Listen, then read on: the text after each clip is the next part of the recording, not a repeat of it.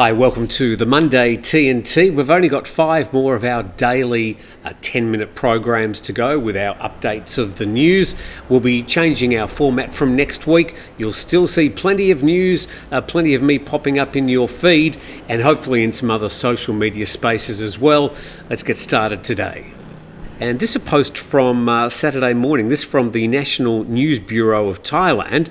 An elevated bridge under construction as part of the Rama 2 Dao Kanong Expressway project collapsed early this morning on March the 15th, killing 5 people, injuring 27 others, and the incident caused extensive damage to the roadway below. Let's get an update to this story. We go to Thai PBS World. This from yesterday afternoon. Another person injured in the Rama 2 bridge collapse dies in hospital. And one of the workers seriously injured in the collapse of the crossbeam of an elevated expressway under construction on the Rama 2 road has died, bringing the death toll to 6. It was a Burmese migrant worker who was pronounced dead at the Thaksin hospital. Let's go to some considerations of what may have caused this, and we go to some reporting in KhalsaEnglish.com, and their headline, Soil Shifts Suspected in Latest Fatal Rama 2 Elevated Way Collapse.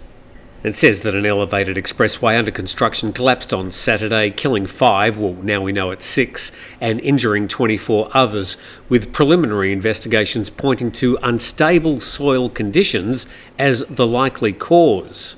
And it happened in the early morning of Saturday morning on the Rama 2 road, a major highway connecting Bangkok to Thailand's southern provinces. And construction of the 5-kilometre elevated road began in 2022 and was originally expected to open in June 2025. And according to the Transport Minister, 4 workers, 2 Thai and 2 Burmese nationals, and a Thai engineer were killed in the incident. And we've also learnt that another Burmese migrant has died since, and that no road users were affected as traffic lanes near the construction site were closed at the time of the collapse.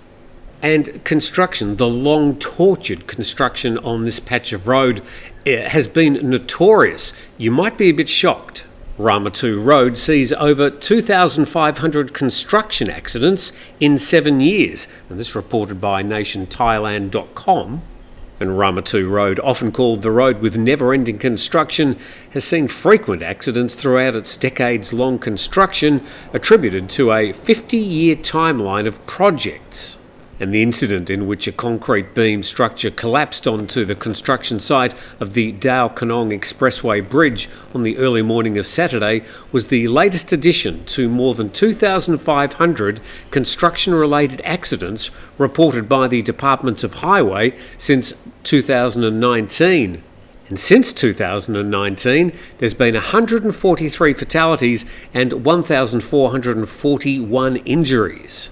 And here are some notable accidents on Rama 2, as listed on nationthailand.com.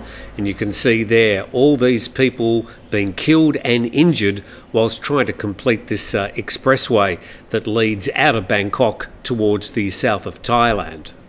And many times I've been driving under this ongoing construction when I've been driving between Phuket and the south, knowing about all these incidents and really just not knowing exactly how safe it is.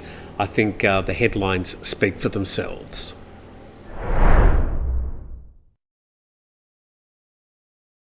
And very happy to recommend 5starmarinephuket.com. That's the number 5starmarinephuket.com. If you'd like to head out from the island of Phuket out onto Pangar Bay on a private bespoke tour, please contact Sean and the gang. There's a link in the description of this video below, and they've been sponsoring us for a long time, and we really appreciate it. As we head to, well, speaking of marine safety, don't go on a boat like this.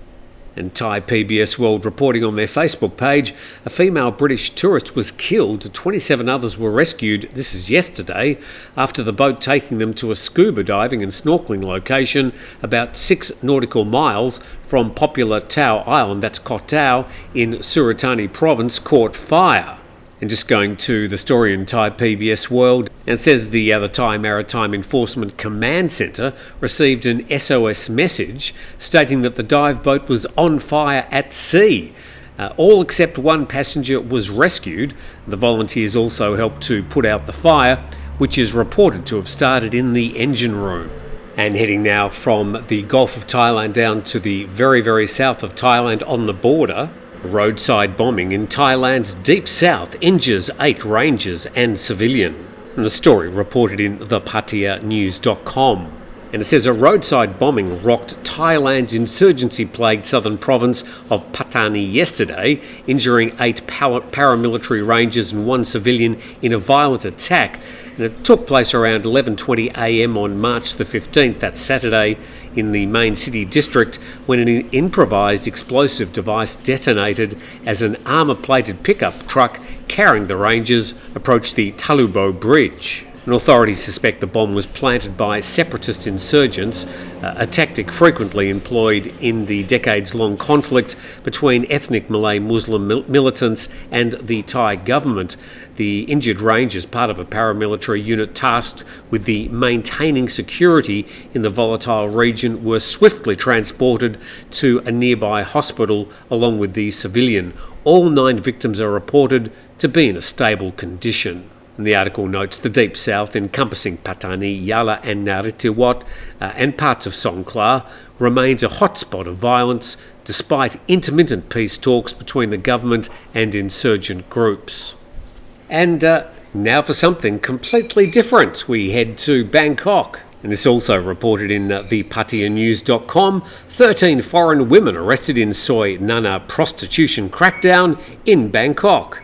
And this was a late-night sweep in Soi Nana district, a well-known nightlife hub off Sukhumvit Road, resulting in the arrest of 13 foreign women suspected of engaging in prostitution-related activities. And the operation was led by Lumpini police, and the detained women, identified as 8 Tanzanians, 4 Vietnamese and 1 Uzbek national, were apprehended during a targeted crackdown.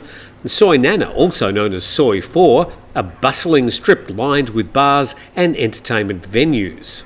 It says the suspect now face charges related to maintaining public order and potential violations of Thailand's prostitution and immigration laws. Presumably prostitution in Thailand restricted to Thais only. And this latest operation is part of a broader campaign by Thai authorities to address unregulated sex work, because there's no regulated sex work, and improve the image of key tourist districts.